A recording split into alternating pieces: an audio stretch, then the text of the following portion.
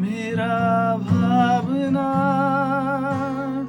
छरिए होला खरानी बनी मजल्दा पनि बोलेन बरु जति बोले थियो तिमीले छोड्दा नबोल्दा पनि मरे पनि तिमीलाई खुसी दिन चाहन्छु मरिजाउँ कसम मेरो भाग्यमा